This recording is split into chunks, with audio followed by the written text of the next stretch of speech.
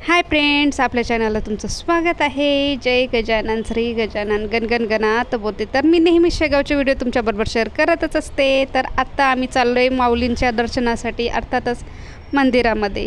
तर चला मग लवकरच आपण मंदिरामध्ये जाऊया आणि मी तुम्हाला नेहमीच मंदिराचं परिसर जेवढं माझ्याकडून शक्य होईल तेवढे व्हिडिओ तुमच्याबरोबर शेअर करत असते, कारण बरेच जणांना शेगावची माहिती व्हावी म्हणून, आणि बरेच जण इथपर्यंत येऊ नाही शकत, तर त्यांच्यापर्यंत हे सगळे व्हिडिओ पोहोचावे याच्यासाठी मी ह्या सगळ्या व्हिडिओ तुमच्याबरोबर शेअर करतच असते।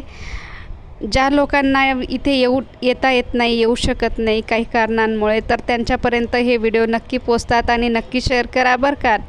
ज्या लोकांना खरंच माऊलींच्या दर्शनाची, गजानन माऊलींचे मंदिर बघण्याची इच्छा आहे, तर त्यांना नक्की हे व्हिडिओ बघता येतात। तर चला तर मग आपण जाऊया मंदिरामध्ये।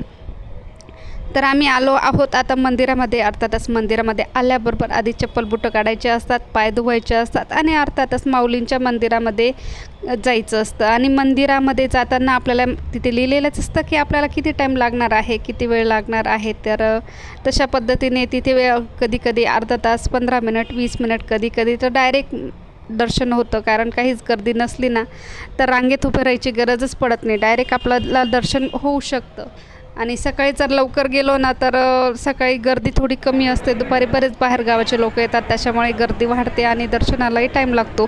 सकाळी आरती असते सकाळी 7 वाजता, तर सकाळी 7च्या आरतीला बरीच गर्दी होऊन जाते आणि त्याच्या आधी पण गर्दी थोडी कमी असते। जर गुरुवार असेल तर गर्दी खूपच असते व टाईमच लागतो, 2 ते 3 तासही लागू शकतात आपल्याला माऊलींच्या दर्शनासाठी। तर आत्ताच आमचं दर्शन वगैरे झालेलं आहे, मध्ये व्हिडिओ करता येत नाही, त्याच्यामुळे मी तुमच्याबरोबर मधले व्हिडिओ शेअर करू शकत नाही।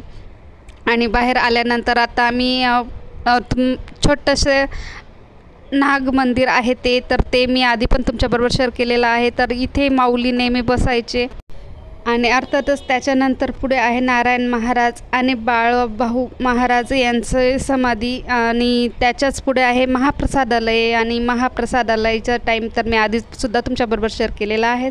अर्थातच सकाळी 10 ते संध्याकाळी 5पर्यंत। गुरुवारी हा टाईम थोडा वेगळा आहे, तो सुद्धा स्पेशल व्हिडिओ तुमच्याबरोबर मी शेअर केलेला आहेच। आणि आता मला बऱ्याच जणांची कमेंट होती की विचारत होते की तुम्ही भक्तनिवासमध्ये किंवा कुठेही रूम घेतले तर रूमचे रेट काय आहेत म्हणून।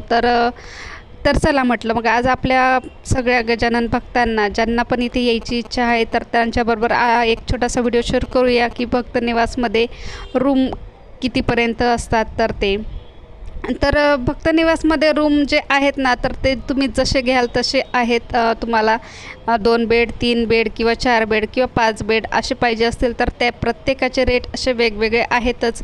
आणि तुम्हाला AC चा रूम पाहिजे, अटॅचचा पाहिजे की कॉमनचा पाहिजे, तर तसे वेगवेगळे असे रेट आहेत। तर त्याच्यामुळे तुम्ही तिथे आल्यानंतरच सगळं काही क्लिअर होतं। आणि इथे ऑनलाईन कुठलीही बुकिंग होत नाही आणि ऑनलाईन कुठलेही व्यवहार होत नाही, डायरेक्ट इथे आल्यानंतरच सगळ्या गोष्टी क्लिअर होतात, कारण संस्थाचे तसे नियमच आहेत। तर त्याच्यामुळे ऑनलाईन बुकिंग होत नाही। मला 1-2 जणांचे कमेंट होते की इथले रूम ऑनलाईन बुक होतात का म्हणून, तर होत नाही, तिथले कुठलेही रूम ऑनलाईन बुकिंग होत नाही।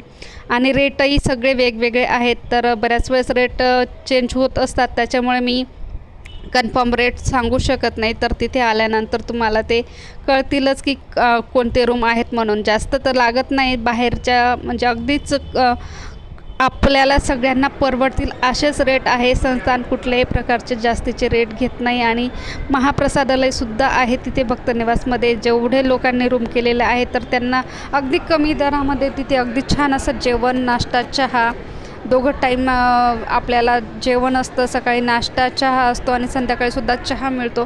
तर त्याच्यामुळे तिथलेही रेट अगदी कमी आहेत, काहीही जास्त नाहीत, अगदी आपल्याला सगळ्यांना सर्वसामान्य लोकांना परवडतील असेच रेट आहेत, जास्तीचे काहीही नाही। कारण मी तुम्हाला आधीसुद्धा म्हटली होती संस्थांच्या याच्यामध्ये तर कुठल्याही प्रकारात रेट जास्त नाही। मी संस्थांविषयी नाहीच म्हणत, पण अर्थात बाहेरही तुम्ही कुठल्याही वस्तू घेतल्या ना किंवा मार्केटमध्ये म्हणाल तरी तिथेसुद्धा कुठली लूट नाही आणि काही कोणत्याच ठिकाणी शेगावमध्ये लूट म्हणून नाहीच आहे। अगदी कमी दरात सगळ्या गोष्टी आहेत आणि परफेक्ट आहेत, आपल्याला कुठलाही जास्तीचा खर्च येतच नाही तिथे। आणि संस्थांचं तर सगळ्या गोष्टी अगदी परफेक्टच आहेत, तर त्याच्यामुळे तिथली रेटही अगदी कमी आहेत, आपल्याला परवडतील असेच.